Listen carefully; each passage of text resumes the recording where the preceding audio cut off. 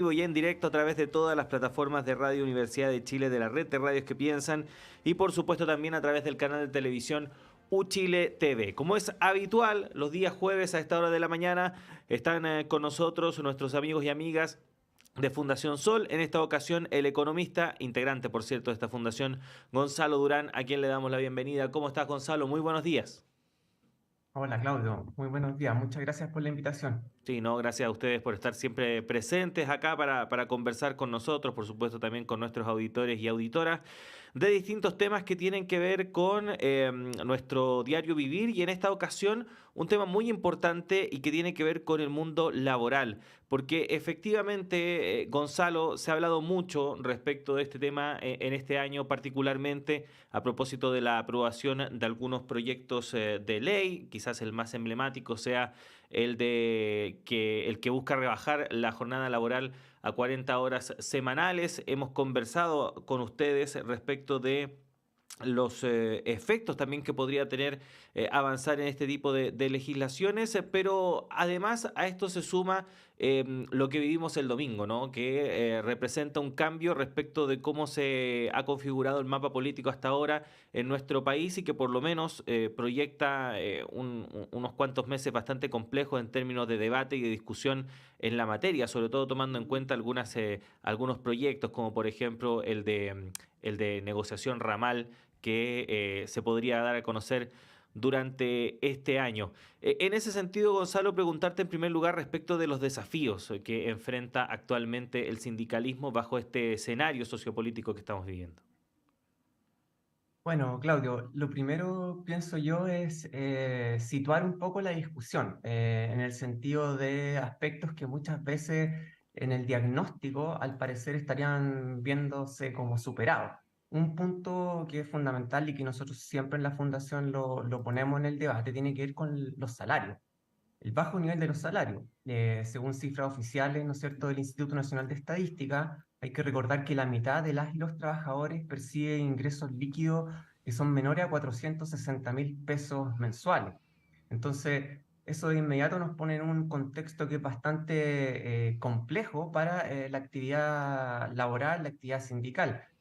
Hace 2 semanas se publicaron los resultados de la encuesta de la Universidad de San Sebastián y Equifax, que nos hablaba de que en Chile existen más de 11 millones de personas endeudadas y sobre 4.100.000 personas morosas. Incluso esto es superior a lo que sucedía en el periodo de la pandemia, antes de que se entregaran las ayudas. Entonces, aquí sin duda que estamos ante ese es un primer contexto que se puede plantear también como un desafío, no solo para el movimiento sindical, sino también para la clase trabajadora en general. El salario, por supuesto que además de tener un rol material, de que nos permite llegar a fin de mes, también tiene un rol político, en el sentido de que cuando nosotros tenemos bajo salario, también ahí hay afecta directamente la acción a movilizarse. Eso nosotros en la Fundación lo hemos visto permanentemente cuando estamos apoyando a los sindicatos en procesos de negociación colectiva, por ejemplo, y lo que pasa al momento de decidir si es que hay que activar o no activar la huelga. Muchas personas obviamente dicen, chuta, es que con estos niveles de salario, si yo me quedo sin sueldo a fin de mes, voy a tener problemas, ¿no es cierto?, en el hogar. Y por lo tanto, la decisión de ir a huelga queda en entredicho. Y eso, por supuesto, que el empresariado lo tiene muy estudiado. Ahí hay un rol de control, de disciplinamiento, que se da a través de los bajos salarios. Entonces, ese es el primer contexto que uno debería poner siempre en el debate y la necesidad, ¿no es cierto?, de avanzar hacia condiciones materiales, es decir, de los salarios, que sean mucho más, que sean mejores, que sean en el fondo que estén alineados, que estén en línea también con el tamaño de la economía que hoy en día tenemos en nuestro país. Eso es como un primer punto. Luego, en segundo lugar, tenemos que poner también siempre en la palestra lo que sucede con la enorme desigualdad, que eso también es algo que nos lleva, ¿no es cierto?, a después a lo que vamos a llegar, que podrían ser como las ideas o las propuestas. Cuando nosotros revisamos los datos de desigualdad, hay una estimación que es bastante brutal, que en general la estamos diciendo mucho este último tiempo desde Fundación Sol, que tiene que ver con hacernos la pregunta, ¿qué pasa si dividimos la jornada de trabajo, por ejemplo, 8 horas de trabajo, en tiempo dedicado, ¿no es cierto?, a financiar salarios y tiempo dedicado a financiar ganancias empresariales? Lo que nos vamos a encontrar en el caso de Chile es que de esa jornada de trabajo con 3 horas, los y las trabajadoras ya financiamos los salarios. Y el resto de la jornada laboral, es decir, las 5 horas restantes, son exclusivamente trabajadas para financiar las ganancias empresariales. Esto quiere decir que si alguien entra a trabajar a las 8 de la mañana, a las 11 del día ya financió completamente la plantilla de salarios y luego trabaja solamente para el beneficio del empresario. Eso que evidentemente es una característica del propio sistema capitalista, en Chile se acentúa fundamentalmente por ciertas reglas institucionales que muchas de ellas provienen de la época de la dictadura, que hacen que la clase trabajadora no tenga el poder suficiente como para intervenir en esta situación. Y ahí, sin duda, que nos tenemos que remitir, por ejemplo, a lo que es el sistema de negociación colectiva, un sistema de negociación colectiva que, por ejemplo, en Chile dirige a que los sindicatos estén muy fragmentados. Y ahí entramos, ¿no es cierto?, a esta parte de los desafíos. Básicamente lo que tenemos en Chile es una ultra fragmentación. Hay cerca de 12.000 sindicatos activos y solo en el sector privado tenemos más de 9.000 sindicatos activos en empresas que pueden tener más de 100 sindicatos en competencia.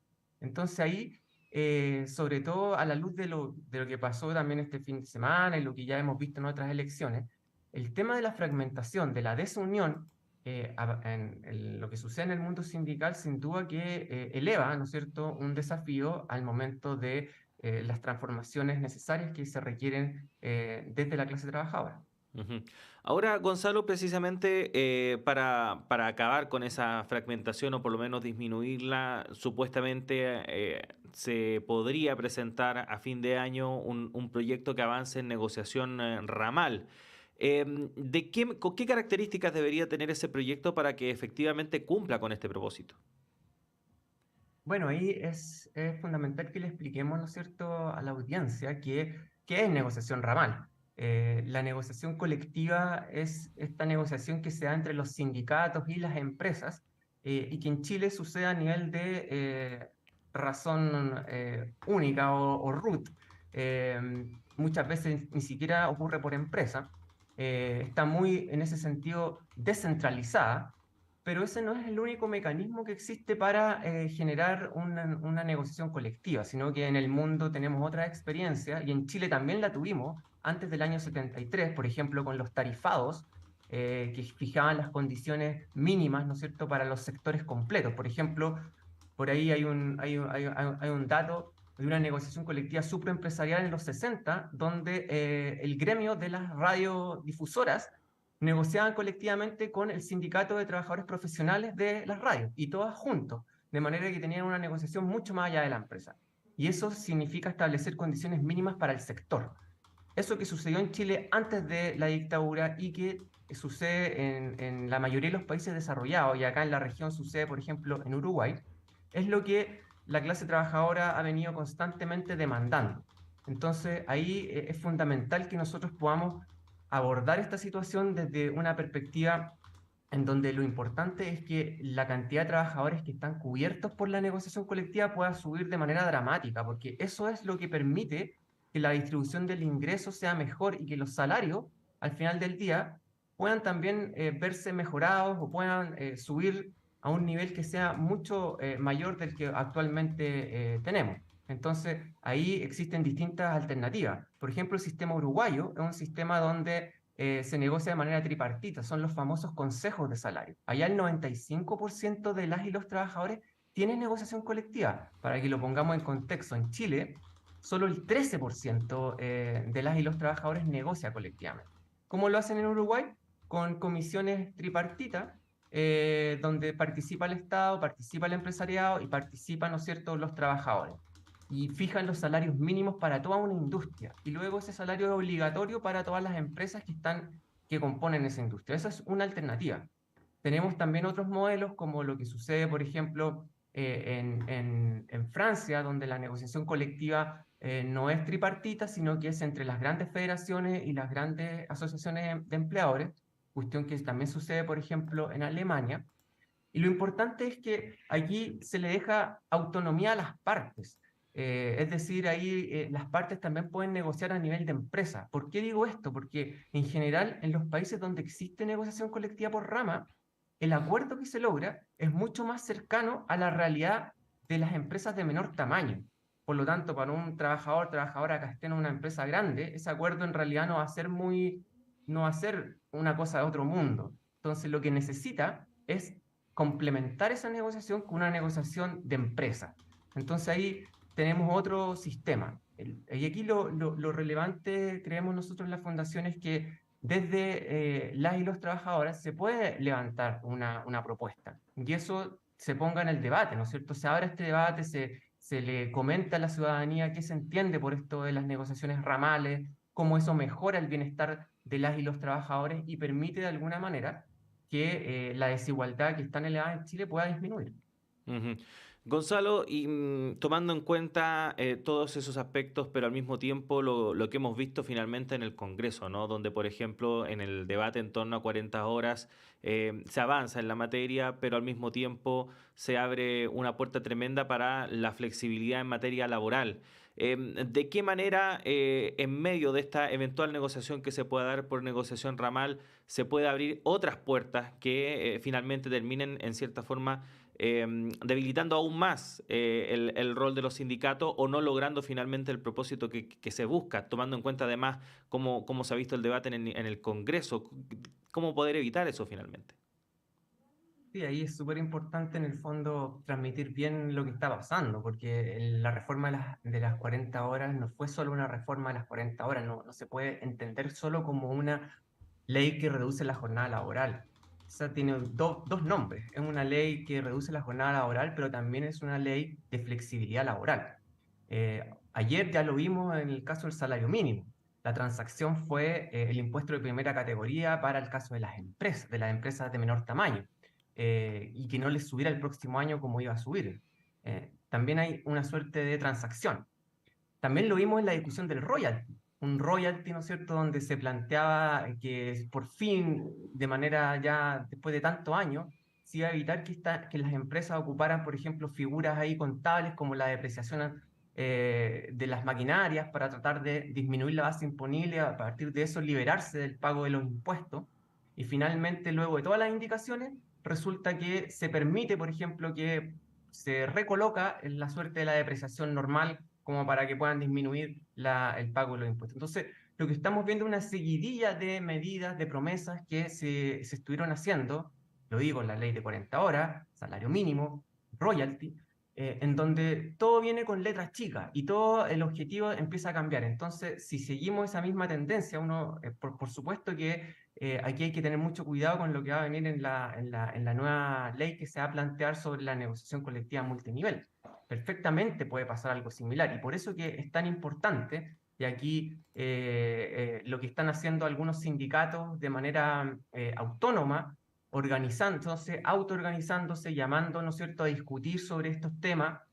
La semana pasada hubo un encuentro multitudinario en la Confetema, donde se reunieron más de 40 organizaciones sindicales precisamente para discutir estos temas, para conocerse, para ver cómo se puede avanzar, ¿no es cierto?, hacia una negociación colectiva multinivel, sectorial, que surja desde las bases y qué acciones tomar, ¿no es cierto?, los estudios que se están levantando para poder transmitir esto a la ciudadanía, porque si esto sigue por el camino, por el cauce institucional, por así decirlo, más normal, de la vía del Parlamento y sin participación activa de y los trabajadores, el riesgo de que se enfrente una discusión que sea bastante limitada va a ser alto. Por último, Gonzalo, y a propósito de esto mismo y tomando en cuenta lo que ocurrió el domingo, desde el punto de vista constitucional, tomando en cuenta la forma en la cual quedó conformado este Consejo Constitucional, ¿qué panorama podríamos avisorar respecto de estas materias y su discusión precisamente a nivel de Carta Fundamental? Bueno, lo más probable es que lo que va a hacer esta comisión es tratar de hacer algo muy minimalista y que ojalá mantenga, ¿no es cierto?, la constitución actual. Y en ese sentido va a ser muy difícil que se pueda avanzar en derechos básicos para las y los trabajadores. ¿Para qué hablar, por ejemplo, de medidas que impliquen, por ejemplo, resguardar el trabajo decente?